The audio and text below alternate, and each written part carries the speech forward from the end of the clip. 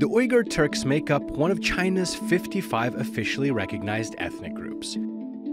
They number 10 million in China and 35 million worldwide, making up about 40% of China's Muslim population. China's relationship with Islam goes back 1,400 years, and it wasn't always this complicated. Chinese emperors gave space for Muslims to flourish and contribute to China.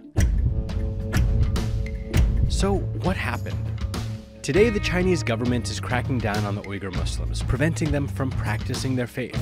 The Uyghurs, an ethnically Turkish people, live in a region known as Xinjiang in China's far west. The region came under Chinese rule in the 18th century. It declared independence as East Turkestan in 1949, but later that year, the Chinese once again reasserted control, officially integrating it as part of Communist China. Since then, the government has encouraged a mass migration of Han people, China's largest ethnic group.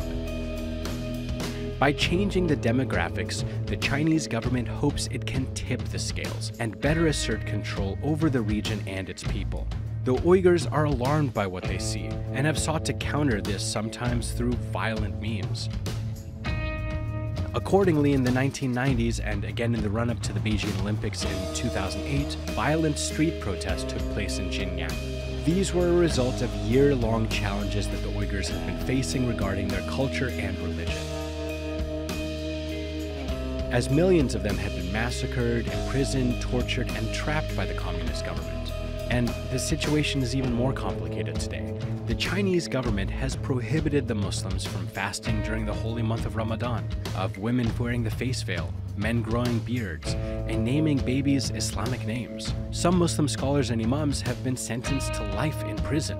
And if that's not enough, the government has forced Muslim business owners to sell alcohol, cigarettes, and pork, despite their prohibition in Islam.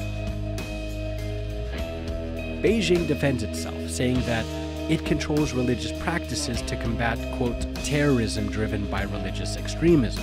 However, according to many rights groups and international organizations, China only uses religion as a tool of control against the minority group. But this issue may have more to do with money than anything else, because the Uyghurs' Xinjiang region holds approximately 1/3 of China's mineral wealth. So the question is, has the international community done enough to help this minority ethnic group? And with so many issues, religion, mineral wealth, ethnicity, will the Uyghur people ever be at peace?